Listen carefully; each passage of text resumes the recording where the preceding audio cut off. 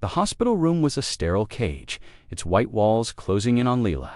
Theonce, vibrant daughter of a tech impresario, now tethered to a wheelchair at 17. Her eyes, once bright with dreams, off-painting cityscapes and dancing under starlit skies, were dulled by months off pain and the cruel permanence of paralysis, the accident. A reckless driver, a rain-slick road, had stolen her legs, her hope, and the future she'd imagined. Her father, Richard, a man who commanded boardrooms and billions, stood helpless by her bedside, his tailored suits and steely resolve useless against Thuit of her despair. Leela's world had shrunk to this room, where the beep of monitors and the shuffle of nurse issues were the only constants. She hadn't spoken in days, her silence louder than any scream, a testament to grief that had settled into her bones. Outside, the city buzzed with life, but for Leela, it was a distanthem, a reminder of everything she'd lost. Yet, in a quiet corner of Thatsum Hospital, a single father named Sam, a janitor with calloused hands and a heart carved by loss, overheard Anners whisper about that CEO's daughter woes given up. Something in those words stirred him. A flicker of defiance against fate's cruelty, and he made a quiet vow. I'll help her. If you believe in kindness, second chances, and the power of human connection, please hit that like button, drop a comment, share this story, and subscribe to Kindness Speaks for more stories that remind us how love and hope can't change. Lives Leela's days blurred into a monotonous cycle of medical routines and pitying glances. Her father had hired the best doctors, flown in specialists from across the globe, and installed cutting-edge equipment in their sprawling mansion, but none of it reached the hollow place inside her. She stared at the canvases stacked against the wall, their blank surfaces mocking her inability to lift a brush. Painting had been her sanctuary, her way of capturing the world's beauty.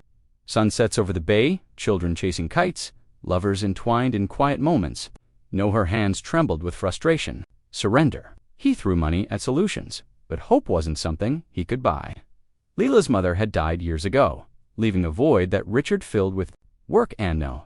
He faced another loss he couldn't control. He sat by her side, each vaning, reading reports or answering mails, unable to bridge the gap between them. Leela didn't want his promises, Africovery, or his assurances that she was still his little artist. She wanted to feel alive again. Spark seemed buried beneath the wreckage, offered dreams. Sam, meanwhile, moved through the hospital's halls with a mop and a quiet purpose. At 35, he was a man shaped by hardship. His wife had passed 5 years earlier, leaving him to raise their 6-year-old daughter, Mia, alone. Mia was his light, a whirlwind of giggle sand crayon drawings, but she carried Huron scars, a heart condition that required frequent hospital visits. Sam worked double shifts to cover her medical bills, his hands rough from years of labor, his eyes etched with worry.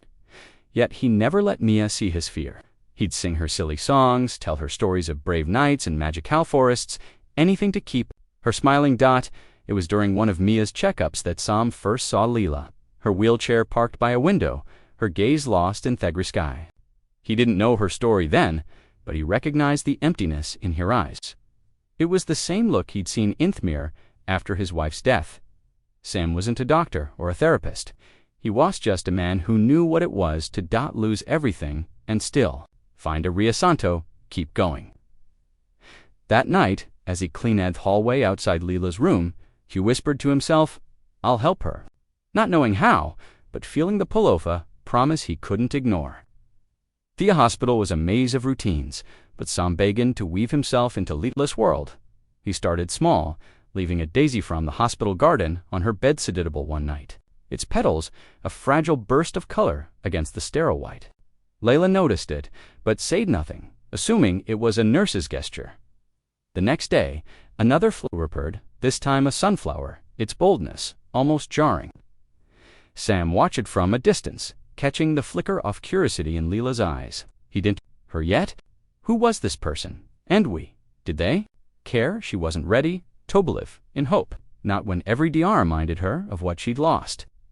But the notes kept coming, each one a quiet nudge, a reminder that someone saw her, not as the CEO's broken daughter, but as Leela. Sam's life wasn't easy. His shifts left him exhausted, and Mia's hospital visits were a constant drain on his heart and wallet. Yet he found Tomito carve out moments for Layla Hestertid, visiting her room during his breaks, introducing himself as just Sam, the guy who keeps the floors clean. Layla was guarded. Her words sharp wench spoke it all, but Sam didn't push. He'd sit by her window talking about Thuether or the birds outside, his voice steady and warm. He told her about Mia, tales of spilled juice, late-night laundry, and Mia's endless questions about the world. Slowly, Lila began to respond, first with a nod, then a single word, then a question about Mia's drawings. Sam saw the shift, small-bought, seismic, and it fueled him, Hewen saving her. He was showing Hirsch could save herself. The turning point came on a rainy afternoon when Sam wheeled Layla to the hospital's atrium, a glass-domed space filled with plants and soft light. He brought a small sketch pad and pencils borrowed from Mia's collection. Leela stared at him, her hands clenching in her lap. "A can't," she whispered, the words raw with fear. Sam didn't argue. Instead, he opened the pad and started sketching. A clumsy outline of a tree, his lines wobbly but earnest. "Mia says, I'm terrible at this," he said, chuckling. "But I keep trying. Sometimes you just start and it gets easier."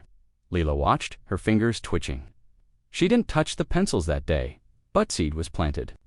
Over the next weeks, Sam brought the sketch pad again and again, never pushing. Aloest catching his own awkward drawings, birds, clouds, Mia's favorite teddy bear. Leela began to talk more about Harold paintings, her favorite colors, the way she used to lose herself in a horizon jagged but hers. Sam's smile was brighter than Theatrium's light. Richard noticed the change in his daughter, though he didn't understand it. Leela's eyes were Lasalo, her voice less distant.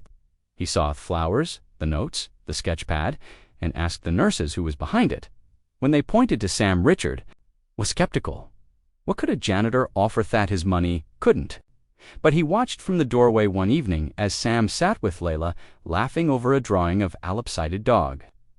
Richard felt a pang, not jealousy, but awe. He'd built an empire, but this man, with nothing but time and heart, was reaching his daughter. In ways couldn't. Richard approached Sam the next day, offering thanks and impulsively a job at his company. Sam declined politely. "I'm not doing this for a reward," he said. "I just know what he's like to feel stuck." Richard, humbled, began to spend more time with Leela, not as a CEO, but as a father, listening to her stories of Sam and Mia, her tentative dreams of painting again. Months passed, and Leela's progress was slow but steady. She moved back home, her wheelchair no longer a cage, but a part of her.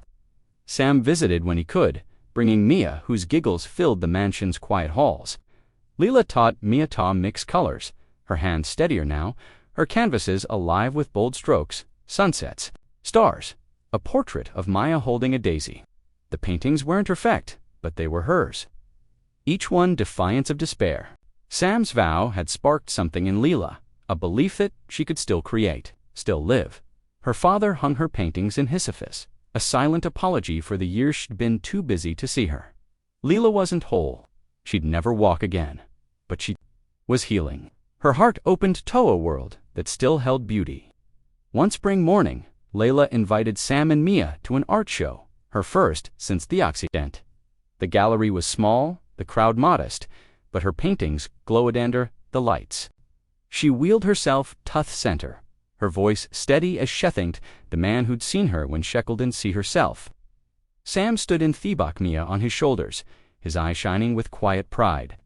Leela's final painting was of a sunrise, its colors fierce and hopeful, a testament to theolite she'd found in her darkest days. The crowd applauded, but for Layla, their all victory was the warmth of Miashind in hers, the nod from her father, and the unspoken bond with Sam, who'd whispered a promise and kept it. If this tree of hope, resilience, and the quiet power of kindness touched your heart, please like, comment, and share this video. Subscribe to Kindness Speaks to join us in celebrating the moments that remind us we're never truly alone. And before you go, please leave a comment sharing what this story meant to you. It's your words that keep these stories alive.